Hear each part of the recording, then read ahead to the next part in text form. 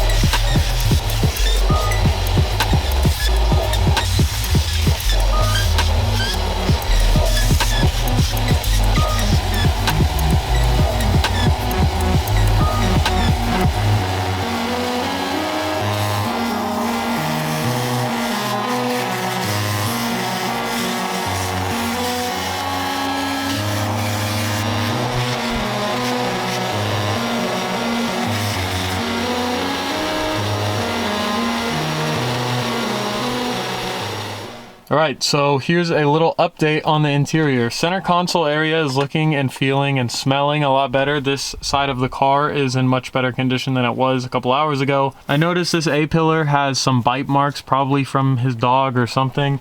The center console here is pretty worn also. You can see those are like claw marks, so is what it is. Nothing I can do about it. The center console does suffer from just general wear and tear. This is the soft touch material on this E92, or all E9X cars have that really soft touch plastic. If you own one of these cars, or if you've been in one of these cars, you know exactly what I'm talking about. I really do like the way this stuff feels. I do think that it holds up looks wise, but it definitely gets damaged over time from the weather and the wear and tear. So this center console's got lots of scratches. And I would like to do an Alcantara console anyways, so that will be on the list. This switch, I believe, was for a valved exhaust when this car had one at some point. These buttons are brand new, just off eBay. The car was missing all three, so we got those installed. So now I'm going to work on this side of the car, which arguably, well, hopefully will be cleaner, because this guy's dog was co-pilot the whole time. Honestly, this guy probably never vacuumed the car once. He was quick to put a bunch of air fresheners in this car, but probably never vacuumed it a single time.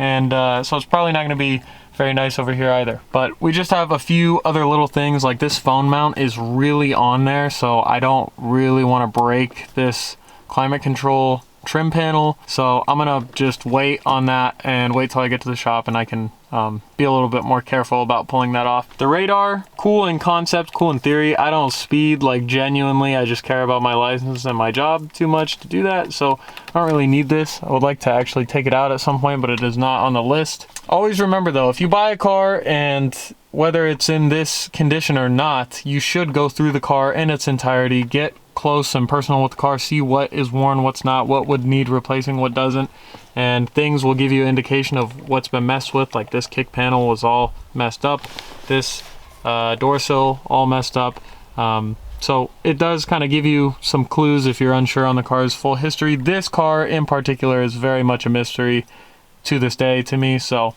anything I find definitely helps me get a better idea of its past. The other thing to be mindful of is whatever is in this car when you buy it, you are responsible for. So, you know, if there's paraphernalia, drugs, whatever in the car, at least in the state of California, I'm sure it's the same in a lot of other states, you are responsible for it. So make sure you go through the car pretty good, comb over everything, and get rid of anything that will possibly incriminate you. Because with the part outs that I've done, I've found some stuff in some cars that would definitely not be good. I'm gonna keep jamming away on this interior. Only have a little bit more on this side, and most of the center console's done here, so I'm gonna just jam through this, probably set up the camera for a few more little angles, and then after that we should be good to drive this car and not feel absolutely filthy.